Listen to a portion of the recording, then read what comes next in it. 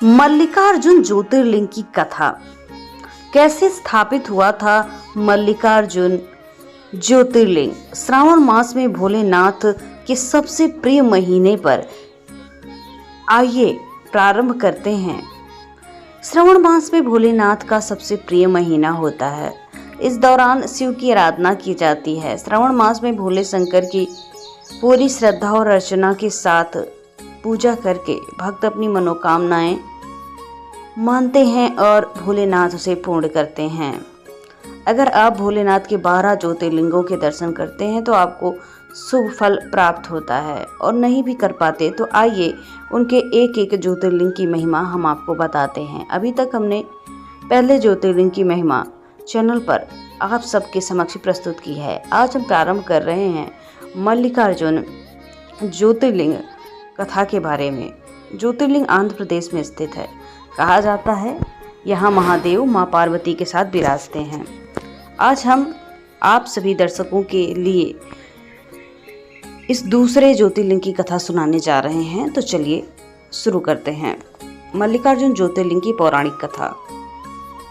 शिव पुराण के अनुसार ये कथा शिव जी के परिवार से जुड़ी हुई है। भगवान शिव के छोटे पुत्र गणेश जी कार्तिकेय से पहले विवाह करना चाहते थे। जब ये बात शिव और पार्वती को पता चली तो उन्होंने इस समस्या को सुलझाने के बारे में विचार किया। उन्होंने उन दोनों के समक्ष एक शर्त रखी। उन्होंने कहा कि दोनों में से जो कोई पृथ्वी की पूरी परिक्रमा पहले करके लौटेगा उनका विवाह पहले कराया जाएगा। जैसे कि कार्तिकेय ने ये बात सुनी तो पृथ्वी की परिक्रमा के लिए निकल गए, लेकिन गणेश जी ठस से मस न हुए। वो बुद्धि के तेज थे। उन्होंने अपने माता पिता यानी माता पार्वती और भगवान शिव को पृथ्वी के समान मानकर उनकी परिक्रमा कर ली। इस बात से प्रसन्न होकर गणेश की चतुर बुद्धि को देखकर माता पार्वती शिव जी ने उनका विवाह करा दिया। जब कार्तिकेय पृथ्वी की परिक्रमा कर वापस आए तो उन्होंने देखा कि गणेश जी का विवाह विश्वरूप प्रजापति की पुत्रियों के साथ हो चुका है, जिनका नाम सिद्धि और बुद्धि था। इनसे गणेश जी को क्षेम और लाभ 2 पुत्र प्राप्त हुए। कार्तिकेय को देवर्षि नारद की सारी बातें पता चल गई।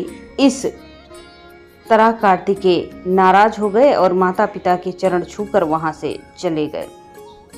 कार्तिकेय क्रौंच पर्वत पर जाकर निवास करने लगे। उन्हें मनाने के लिए शिव पार्वती नारद जी को वहां भेजते हैं, लेकिन कार्तिकेय नहीं मानते। फिर पुत्र मोह में पार्वती भी उनके पास जाती हैं।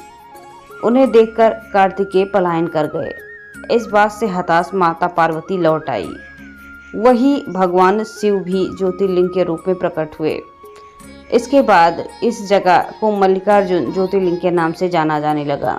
इसका नाम मल्लिकार्जुन ऐसे पड़ा क्योंकि माता पार्वती के नाम से मल्लिका और भगवान शिव का नाम अर्जुन भी जाना जाता है।